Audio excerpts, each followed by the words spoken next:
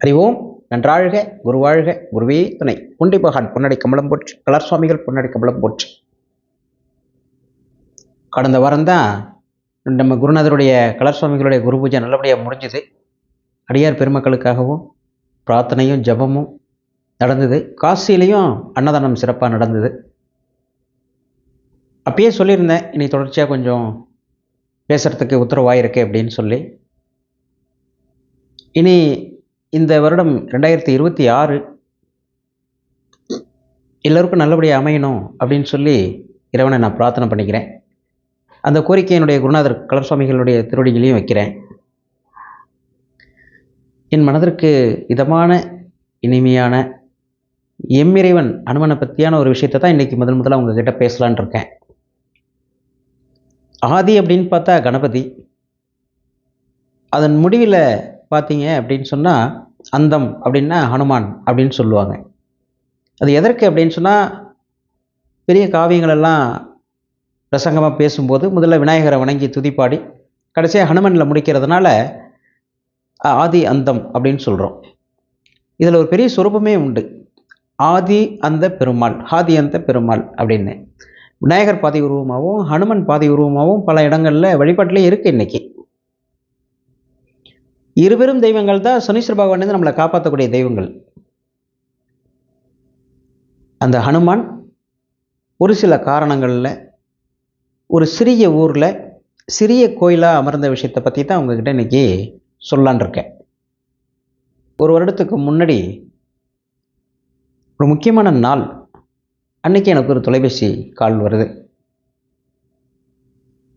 அவங்க பேசுகிறவங்க சொல்கிறாங்க, ஐயா நமஸ்காரம் ஐயா, சிவ நான் கல்விக்கரசி பேசுகிறேன் அப்படின்னு சொன்னாங்க.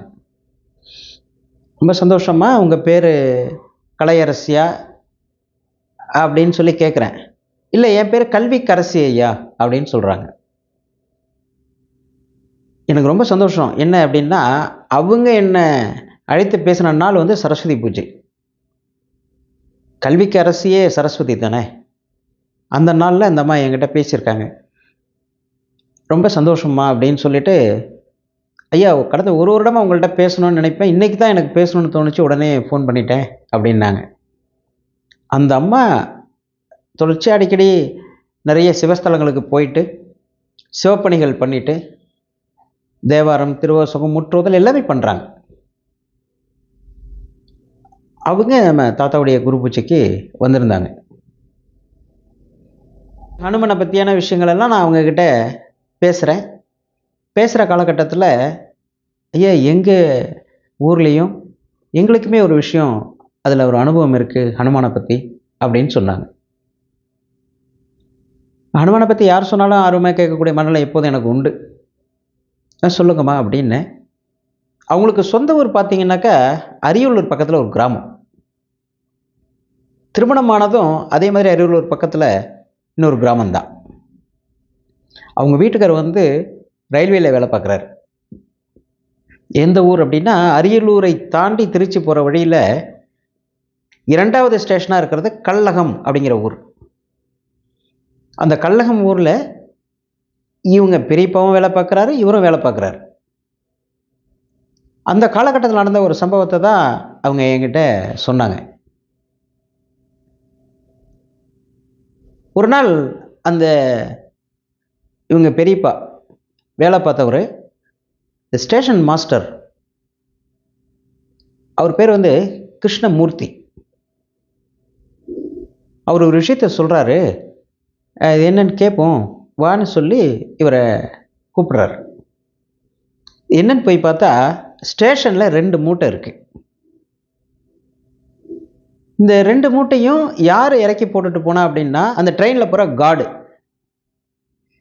அவருக்கு ஒரு கம்ப்ளைண்ட்டு, 2 மூட்டை அனாமத்தாக இருக்குது, எந்த அட்ரஸும் இல்லை, இது என்ன பண்ணுறதுன்னு தெரியல, அட்ரஸ் இல்லாத ஒரு மூட்டையை அந்த பார்சலை எப்படி நம்ம எடுத்துகிட்டு போகிறது அப்படின்னு அவர் என்ன பண்ணிட்டாரு, கள்ளகம் ஸ்டேஷனில் அந்த 2 மூட்டையை இறக்கி போட்டுட்டு திருச்சி போகிற அந்த ட்ரெயினில் இதை திருப்பி திருச்சிக்கே அனுப்பிச்சிருங்க, ஹெட் குவார்ட்டர்ஸ்க்கு அனுப்பிச்சிருங்க அப்படின்னு சொல்லி அந்த கார்டு சொல்லிட்டு போயிட்டார்.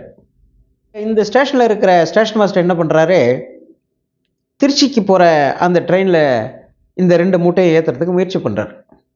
தகவல் சொல்லணும்ல, 2 மூட்டையை நான் ஏற்றுறேன், அதில் அட்ரஸ் இல்லை, வந்த ட்ரெயினில் வந்ததுனால திருப்பி அந்த கார்டு இது மாதிரி பண்ணிட்டாரு, நீங்கள் எடுத்து கொண்டு போய் ஹெட் ஆஃபீஸில் சேர்த்துருங்க அப்படின்னு சொல்லிட்டு அந்த கார்டுகிட்ட சொல்லிட்டு இந்த மூட்டையை எடுத்ததுக்கு முயற்சி பண்ணியிருக்காங்க.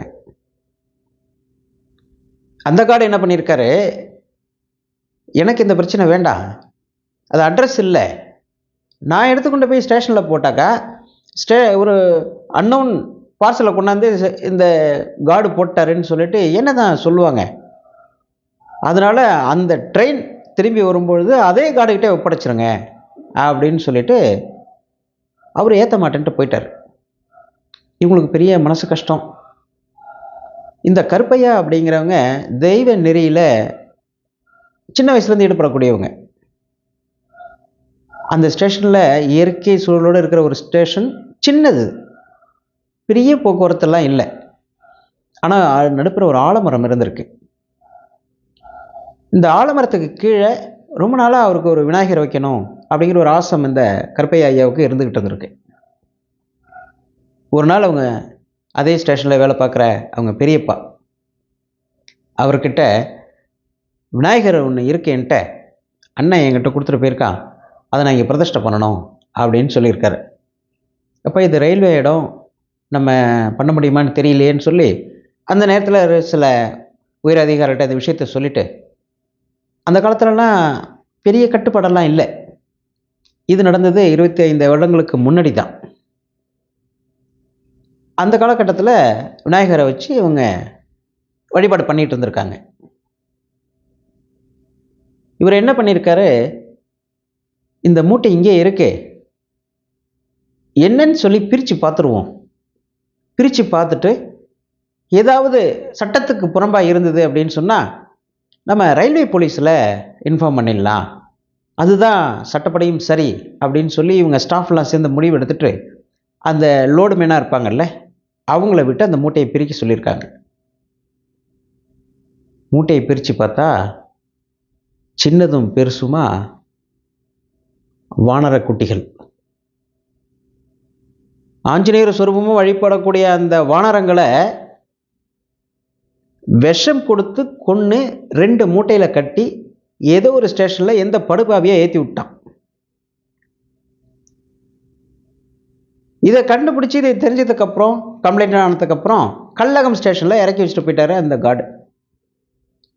திருப்பி திருச்சி அனுப்பிடுங்கன்னு சொன்ன கார்டும் அந்த இதில் பூரா கார்டு ஏற்ற மாட்டேங்கிறார். வேறு வழி இல்லாமல் அதை பிரித்து பார்த்துருக்காங்க, என்ன பண்ணுறதுன்னு புரியல. அப்போ கருப்பையா என்ன பண்ணியிருக்காரு, சாதாரணமாக எங்கேயாவது ஒரு வானரம் அடிப்பட்டாலே அந்த இடத்துல இதை புதைச்சிட்டு ஒரு அனுமன் சிலையை நம்ம மேலே பிரதிஷ்டை பண்ணி பண்ணுறது தான் பழக்கம். இத்தனை கொஞ்சம் பெருசுமா சின்னதுமா இவ்வளோ இருக்கே, என்ன பண்ணுறது அப்படின்னு அவங்களுக்குள்ள பெருசாக மன உளைச்சல். சரின்னு இவங்க எல்லாம் சேர்ந்து ஐயாவே போயிட்டு அந்த விநாயகருக்கு பக்கத்தில் ஒரு குழியை நோண்டி இந்த எல்லாத்தையும் அதுக்குள்ளே போட்டு மஞ்சள், உப்பு, பால் எல்லாம் கொட்டி அதை சமன் பண்ணிட்டு வந்திருக்கார். இவர் பண்ணிட்டு வந்த ஒரு 2 மணி நேரத்துக்கெல்லாம் அந்த இடத்துல ஒரு உயரமான அந்த ராமசேனையை சேர்ந்த ஒரு வானரம் உட்கார்ந்து கத்திக்கிட்டே இருந்திருக்கு. அது குரல் ஒரு சோகமான குரலாகவே இருந்திருக்கு. போய் எவ்வளோ துரத்தி அடித்தாலும் மறுபடியும் அங்கே கத்துது. இந்த ஸ்டேஷனில் இருக்கிற அந்த எஸ்எம்ஆர் என்ன சொல்லியிருக்காரு, என்னப்பா ரொம்ப கஷ்டமாக இருக்கே, ராத்திரி ஃபுல்லாக டியூட்டியை பார்க்க முடியல, மனசு வேதனையாகவும் இருக்குது அப்படின்னு சொல்லி அவர் வேதனைப்பட்டிருக்கார். அப்போ கருப்பையா என்ன பண்ணியிருக்காரு, அவர் கூட வேலை பார்க்குறவர் அவர்கிட்ட விஷயத்த சொல்லிவிட்டு வாங்க போகணும்னு அழைச்சிட்டு போய் அந்த இடத்துல ஒரு பெரிய கட்டி கற்பூரம் அந்த இடத்துக்கு முன்னாடி ஏற்றி, அப்பா இதில் எங்கள் தவிர எதுவும் இல்லை, நாங்கள் பிரித்து பார்த்து இந்த சூழ்நிலை இருந்ததுனால என்ன முறைப்படி பண்ணணுமோ அதை நான் பண்ணிட்டேன், நான் ராப்பகலாக இங்கே இருந்து சத்தம் போடுறதுனால எங்களுக்கு மனசு வேதனையாக இருக்குது, நாங்கள் ஏதோ குற்றம் பண்ணிட்ட மாதிரி எங்களுக்கு ஒரு குற்ற உணர்வுமே வந்துடும் போல இருக்கு உங்களுடைய இந்த குரல்.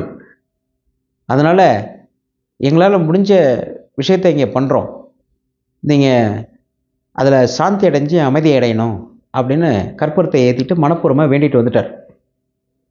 அவர் வேண்டிட்டு இருந்த 1 மணி நேரம் பொறுத்து சத்தம் இல்லை. உடனே ஸ்டேஷன் மாஸ்டர், என்னப்பா சத்தம் இல்லை, என்னாச்சுன்னு போய் பாரு அப்படின்னு சொல்லி பார்த்தா அங்கே அந்த ராம் இல்லை, வானரசேனை இல்லை. அவர் இல்லை, அது இங்கே இப்போ சத்தம் போடலை, என்னப்பா பண்ணேன்னு கேட்டிருக்கார். ஒன்றும் படலை, மானசீகமாக வேண்டிக்கிட்டேன், இதில் எங்கள் தவறு எதுவும் இல்லை, எங்களால் முடிஞ்சதை நாங்கள் செஞ்சுருக்கோம், தவறு இருந்தால் மன்னிச்சுக்குங்க, நீங்கள் இங்கேருந்து இந்த மாதிரி ஒரு குரல் கொடுக்கறது எங்களுக்கு சங்கடமாக இருக்கே, இங்கே ஹனுமன் சிலை பிரதிஷ்டை பண்ணுறதா நான் வேண்டுதல் வச்சுட்டேன்னு ஒரு வார்த்தை சொல்லியிருக்கார். நீ என்னப்பா இப்போ தான் விநாயகரை கொண்டாந்து வச்ச, அடுத்தபடி இந்த செய்கிறேன்னு சொல்கிற அப்படின்னு அவர் கேட்டிருக்கார். இல்லை, நான் இப்படி சொல்லி வேண்டிட்டதுக்கு அப்புறம் தான் அந்த சத்தம் அங்கே இல்லாமல் போச்சு, அதனால் நம்ம வேண்டுதலை நிறைவேற்றிடணும் அப்படின்னு சொல்லிட்டு இவர் சொல்லியிருக்கார். அப்புறம் கூட இவருக்காக டியூட்டி மாற்ற ஒருவர் இருக்கார் இல்லையா, அவரை அழைச்சிக்கிட்டு என்ன பண்ணலாம் அப்படின்னு ஒரு யோசனையோட நேராக திருச்சியெலாம் விட்டுட்டு, நாமக்கல் தானே ஆஞ்சநேயர் ரொம்ப விசேஷமான ஊர் அப்படின்னு சொல்லி நாமக்கல்லில் போய் ஒரு ஆஞ்சநேயர் சிலை செய்யறதுக்கு ஆர்டர் கொடுத்துட்டாங்க. ஆர்டர் கொடுத்துட்டு அவன் சொல்லியிருக்கான் ஒரு குறிப்பிட்ட நாள் பொறுத்து வாங்க அப்படின்னு சொல்லி. அதுக்கப்புறம் அவங்க தொடர்பு கொண்டு பேசிட்டு ஆஞ்சநேயர் சிலையை பஸ்ஸிலே எடுத்துகிட்டு வந்திருக்காங்க. அது 1.5 அடியிலேருந்து 2 அடி உயரம்தான். திருச்சி வந்துட்டாங்க. திருச்சி வந்ததுக்கப்புறம் இந்த அலைச்சல், கடுமையான பசி அவங்களுக்கு, இது என்ன பண்ணுறதுன்னு தெரியாமல் இதை எடுத்துகிட்டு ஹோட்டலுக்கும் போக முடியாது அப்படின்னு ஒரு பஸ்ஸில் ஏற்றி சீட்டில் வச்சுட்டு, ஏன் இதை மாதிரி ஒரு ஹனுமான் சிலை நாங்கள் நாமக்கல்லேருந்து வாங்கிட்டு வரோம், இதோ இருக்குது அதுக்கான பில்லு, நீங்கள் இதுக்கு இது வேணாலும் போட்டுக்குங்க, லக்கேஜ் சார்ஜ் வேணாலும் போட்டுக்குங்க, ஆனால் ஒரு 5 நிமிடம் எதுவுமே சாப்பிடாம வேறு இருக்கும், கை காலெலாம் நடுக்குது, வயசானவங்க, நாங்கள் பக்கத்தில் போய் ஏதாவது சாப்பிட்டு வந்துடுறோம் பஸ் ஸ்டாண்டுக்குள்ளேயே அப்படின்னு சொல்லியிருக்காங்க. அதுக்கு அந்த கண்டக்டரு, அதெல்லாம் முடியாதையா, முதல்ல இறக்கிய அப்படின்னு சொல்லி சத்தம் போட்டிருக்காங்க.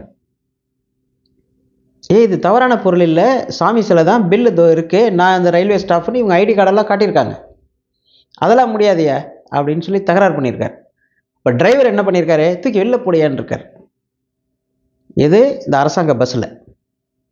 உங்களுக்கு ரொம்ப மனசு கஷ்டமாக இருக்குது, 10 பேருக்கு மத்தியில் இவ்வளோ சத்தமாக நம்மளை அசிங்கப்படுத்திட்டாரே அப்படின்னு மனவேதனையோட ஹனுமன் சிலையோடு அந்த பஸ்லேருந்து இறங்கி வந்திருக்காங்க. கரெக்டாக வெங்கடேஸ்வரா அப்படிங்கிற பஸ்ஸு நின்றுருக்கு. சரி, இதுவும் நம்ம ஊர் பக்கம் போகிற பஸ் தானே அப்படின்னு சொல்லி கண்டக்டர்கிட்ட ஏற்கனவே சொன்ன விஷயத்த இந்த கண்டக்டர்கிட்டையும் சொல்லி டிரைவர்கிட்டையும் சொல்லி, அவங்க ரொம்ப சந்தோஷம்யா, எங்களுடைய பஸ்ஸில் ஹனுமான் சிலை வர்றது எங்களுக்கு ரொம்ப சந்தோஷம், பில்லெல்லாம் வச்சுருக்கீங்கல்ல, லக்கேஜ் எல்லாம் போட்டுக்கலான்னு சொல்லிட்டு அவங்க என்ன பண்ணியிருக்காங்க, நீங்கள் போய் சாப்பிட்டு வந்துடுங்க, நம்ம கிளம்புறதுக்கு 10 நிமிஷம் இருக்குது அப்படின்னு சொல்லி இந்த டிரைவரும் கண்டக்டரும் ஆஞ்சநேயர் சிலைக்கு பக்கத்துலேயே இருந்துட்டு இவங்களை சாப்பிட்டு வர சொல்லியிருக்காங்க. சாப்பிட்டு வந்துட்டு இவங்க பஸ் எடுக்கும்போது ஆஞ்சநேயர் சிலையோடு பயணப்படுறாங்க கல்லகம்ங்கிற அந்த ரயில்வே ஸ்டேஷனுக்கு, அவங்க ஊருக்கு. ஒரு 10 கிலோமீட்டர் தாண்டின உடனே பெரும் கூட்டம். என்னன்னு பார்த்தா, அந்த முன்னாடி போச்சு இல்லையா பஸ்ஸு, சுவாமியை ஏற்ற முடியாதுன்னு சொல்லிட்டு போனாங்கல்ல பஸ்ஸு, அது ஆக்சிடெண்ட் ஆகி கிடக்கு. அந்த டிரைவர் உயிருக்கு போராடுற சூழ்நிலையில் இருக்கிறார். அந்த கண்டக்டருடைய நிலைமையோ படுமோசமாக இருக்குது, கால் தனியாக காற்றுல ஆடுது, அந்தளவுக்கு அந்த இடத்துல ஆக்சிடெண்ட் ஆகி அந்த வண்டி நிற்கிது. இவங்க என்ன கூட்டமாக இருக்கேன்னு சொல்லி பஸ்ஸில் கிராஸ் பண்ணும்போது கருப்பு ஐயாவும் அவங்க கூட வந்தவரும் எட்டி பார்த்துருக்காங்க. அந்த ஒரு க்ஷணம் அந்த கண்டக்டர் இவரை பார்த்துட்டு அப்படியே கையை நீட்டிட்டு இப்படி ஒரு கும்பிட போட்டுட்டு அப்படின்னு கையாட்டியிருக்கார். இதே நிலைமையை கொஞ்சம் தூரம் தாண்டின உடனே டிரைவரும் இவங்களை பார்த்துட்டு அப்படியே ஒரு என்ன பண்ணுறதுன்னு புரியாமல் ஒரு திகைச்சு போய் ஒரு பார்வை பார்த்துருக்காரு. அவரும் குற்றுயிரும் குலையுருமா இருக்கார். இவங்களுக்கு மனசு ரொம்ப கஷ்டமாயிடுச்சு. ஆனால் அதை தாண்டி வந்ததுக்கப்புறம் இந்த ஹனுமான் சிலை மிக சக்தி வாய்ந்தவர், நம்ம கூடவே பயணப்பட்டிருக்கார். அதனால தான் இப்படி ஒரு சம்பவம் நடந்திருக்கு. ஒருவேளை அந்த ஹனுமான் சிலை அந்த பஸ்லேயே போயிருந்தா அதுக்கு ஒரு நிலைமை இப்படி வந்திருக்குமான்னு தெரியாது. ஹனுமான் சிலை ஏற்றாதனால தான் இந்த சம்பவம் நடந்ததுன்னு நம்ம சொல்ல வரலை. ஆனால் அப்படி ஒரு விதிவசத்தினால 2 பேருக்கும் ஏதோ ஒரு கண்டத்தில் இந்த மாதிரி ஒரு சூழ்நிலை ஏற்படும் போது ஹனுமான் சுவாமியோட சிலை அங்கே இருந்திருந்தா ஒருவேளை அந்த விபத்து தடுத்திருக்கலாம்னு நினைக்கக்கூடிய எண்ணம் நமக்கு வர்றது இயல்பு தானே. அதுக்கப்புறம் அந்த சுவாமி எடுத்துகிட்டு வந்து பிரதிஷ்டை பண்ணிவிட்டு அதுக்கப்புறம் இந்த வெங்கடேஸ்வரா பஸ் ஓனர் நம்முடைய இந்த பஸ்ஸில் ஹனுமனுடைய சிலை பயணப்பட்டு வந்திருக்குன்னு சொல்லி அந்த கண்டக்டர் டிரைவர் மூலயமா தெரிஞ்சுக்கிட்டு வருடம் ஹனுமன் ஜெயந்திக்கு அவராலான அந்த பொருள் உதவியை ரிட்டையர் ஆகிற வரைக்கும் இந்த கருப்பையா ஐயாவுடைய தொடர்பு மூலயமா அவங்கள்ட்ட கொடுத்து செய்ய சொல்லியிருக்கார். கடைசியாக ஐயா ரிட்டையர் ஆகிட்டாங்க. அதுக்கப்புறம் அவங்க திருச்சியில் வந்து திருச்சிக்கு ட்ரான்ஸ்ஃபர் ஆகிட்டாங்க. திருச்சிக்கு ட்ரான்ஸ்ஃபர் ஆன பிறகு அந்த கள்ளகம் ஸ்டேஷனில் எப்போல்லாம் நேரம் கிடைக்குதோ அப்போல்லாம் போய் அவங்க அந்த சிலைக்கு கோயிலில் சின்னது, ரொம்ப 6 அடிக்கு 5 அடி தான், ரொம்ப சின்ன மண்டபம் தான். விநாயகரும் அப்படித்தான், சுவாமியுடைய இதுவும் ஆஞ்சநேயருடைய இதுவும் அப்படி தான், ரொம்ப பெரியது இல்லை. ஆனால் ஒரு விசேஷம் என்ன அப்படின்னா, ஆலமரத்தடி அந்த அரச மரத்தடியுடைய விநாயகருக்கும் அரச மரத்தடியில் அமர்ந்திருந்து அருள்வளிக்கக்கூடிய ஹனுமனுக்கும் மிகப்பெரிய சக்தி உண்டு. ஏதாவது ஒரு காரியம் ஆகணும் அப்படின்னு சொன்னால் அரச மரத்தடி கீழே இருக்கக்கூடிய அந்த ஹனுமானுக்கு ஹனுமன் சாலிசா அப்படிங்கிற அந்த ஸ்லோகத்தை 27 முறை படிச்சுட்டு வந்தாலே காரியம் ஜெயம். எவ்வளோ பெரிய பிரச்சனை இருந்தாலும் சுவாமி தீர்த்து வைப்பார். இது நிரசனமான உண்மை. அப்படி அரச மரத்தடியில் அல்பளிக்கிற அந்த ஹனுமானை நேரம் கிடைக்கும் போதெல்லாம் வந்து வணங்கி போன அந்த கற்பையா ஐயா வந்து ஒரு நாள் இந்த பூலோகத்தை விட்டு இறையடியை சேர்றாங்க. சேர்ந்த நாள் எது அப்படின்னு பார்த்தீங்கன்னா ஆவணி மூலம். ஹனுமானுடைய நட்சத்திரமே மூல நட்சத்திரம் தான். அந்த ஆவணி மூலத்தன்னைக்கு சிவபூஜையை முடிச்சுட்டு வந்து உட்கார்ந்தவங்க அப்படியே சரிஞ்சிட்டாங்க. அன்றைய தினம் மூல நட்சத்திரம். சுவாமி அதுக்கான தன்னுடைய நட்சத்திரத்தன்னைக்கு அவருக்கு ஒரு சிவபதத்தை கொடுத்துருக்காரு. ஹனுமனே சிவபெருமனுடைய அவதாரம் தான், ருத்ர அவதாரம். 11வது ருத்ர அவதாரம் யார் அப்படின்னு கேட்டால் ஆஞ்சநேயர் தான். ஏன் அந்த அவதாரத்தை எடுக்கிறார் அப்படின்னு பார்த்தா, மானிட பிறப்பா பெருமாள் வந்து ராமனை அவதாரம் பண்ணுறார். அந்த காலகட்டத்தில் எம்பெருமான் அவருக்கு உறுதுணையாக இருக்கணும் அப்படிங்கிறதுக்காகவே அவர் ஹனுமான் ரூபத்தில் அவதாரம் பண்ணுறார். வாயுடைய அம்சத்தோட அவதாரம் பண்ணுறார் சிவபெருமான். அவருடைய ருத்ர அவதாரம் தான் ஹனுமனுடைய அவதாரம். அதே நேரம் அம்பாள் என்ன பண்ணுறாங்க அப்படின்னா ஹனுமனுடைய வாளின் சக்தியாக இருக்காங்க. அதனால தான் ஹனுமனை வாளுக்கு சக்தி அதிகம் உண்டு. பொதுவாக சொல்லுவோம் நவகிரகங்களுடைய நாயகி அப்படின்னு நம்ம அம்பாளை கூட சொல்லுவோம். அதே மாதிரி ஹனுமனுடைய வாளுக்கு தொடர்ச்சியை பொட்டு வச்சுட்டு வரும்போது நவகிரகங்கள் பிடியிலேருந்து தப்பிக்கலாம்னு ஒரு ஐதீகமும் இருக்குது. அவருடைய வாளுக்கு தான் சக்தி அதிகம். அந்த மாதிரி ஹனுமனுடைய இந்த ஒரு நிகழ்வின் மூலயமா கள்ளகம்ங்கிற அந்த சிறிய ஊரில் ரயில்வே ஸ்டேஷனில் இன்றைக்கும் அருள்பாலிச்சுக்கிட்டு இருக்கார். இவர் திருச்சி வந்ததுக்கப்புறம் இவருடைய சிவபதம் அடைஞ்சிட்டாரு. இடைப்பட்ட காலத்தில் அது யார் பண்ணான்னு தெரியல. அப்படிங்கிற நேரத்தில் நான் இதை விசாரிப்போம் அப்படின்னு சொல்லி என்னுடைய தொடர்பு மூலயமா விசாரிக்கும்போது ஒரு பண்டாரம் ஒருத்தர் பூஜை பண்ணிகிட்டு இருந்திருக்கார். தற்சமயம் அந்த பண்டாரம் கூட அங்கே பூஜை பண்ணலை. அந்த காலகட்டத்தில் கருப்பையா ஐயாவுடைய காலகட்டத்தில், அவங்க அப்பாவுடைய காலகட்டத்தில் வேலை பார்த்த ஓய்வு பெற்ற செல்லப்பிள்ளை அவரும் அவருடைய நண்பர்களும் தொடர்ச்சியாக இன்றைக்கும் தீபம் ஏற்றி அது அபிஷேக ஆராதனை பண்ணி பூஜை பண்ணிகிட்டு இருக்காங்க. ஆனால் ஒரு நல்ல விஷயம் என்ன அப்படின்னா, அவங்க மனசுக்குள்ளேயே ஹனுமான் ஆஞ்சநேயர் சுவாமி காலங்கள் நாளாயிடுச்சு அப்படின்னு தோண பண்ணாரோ என்னமோ தெரியல, இப்போ பாலாலயம் பண்ணி அதுக்கு ஒரு ஷெட்டு போட்டு டைல்ஸ்லாம் போட்டு இன்னும் நல்ல முறையில் அதை கொண்டு வரணுங்கிற எண்ணத்தை அவங்களுக்கு ஏற்படுத்தியிருக்காரு. இப்போ அந்த சூழ்நிலையில் தான் அந்த கோயில் இருக்குது. முன்பே சொன்னது போல் மூர்த்தி சிறியது, கீர்த்தி பெரியது. பல்வேறுடைய வாழ்க்கையில் அவர் பல அற்புதங்களை நிகழ்த்தி இருக்கலாம், நமக்கு தெரியல. ஆனால் ஒரு வானரம் அங்கே புதைக்கப்பட்டு அதன் மேலே ஆஞ்சநேயருடைய சிலாரூபம் பிரதிஷ்டை பண்ணும்போதே அதனுடைய வீச்சும் வேகமும் அதிகம். ஆனால் நிறைய நிறைய படுபாவி எவனோ அதை விஷம் கொடுத்து கொண்டு இருக்கான், கொத்து கொத்தா கொண்டு இருக்கான். என் மனதில் தோணுது, ஜென்மாந்திரத்துக்கும் 7 பிறவி எடுத்தால் கூட இந்த பாவம் அவனுக்கு போகாதுங்கிறது தான் என் மனசில் பட்டுது. இப்படி ஒரு காரியத்தை அவன் பண்ணிட்டு போயிட்டான். அது இந்த ஊரில் வேறு ரூபமாக, சக்தி சுரூபமாக அத்தனை ஆத்மாக்களும் ஒன்றிணைஞ்சு உருப்பெற்று மிகப்பெரிய சக்தியாக அங்கே செயல்பட்டுக்கிட்டு இருக்கு. அடியவர்கள் நேரம் கிடைக்கும் பொழுது அந்த கள்ளகம்ங்கிற ரயில்வே ஸ்டேஷனில் இருக்கிற ஆஞ்சநேயரை வணங்கி பலன் பெறுவோம். அதன் மூலம் நம்முடைய கஷ்ட நஷ்டங்களை அவர் நிறைவு செய்வார் அப்படின்னு நம்புவோம். நன்றி, வணக்கம்.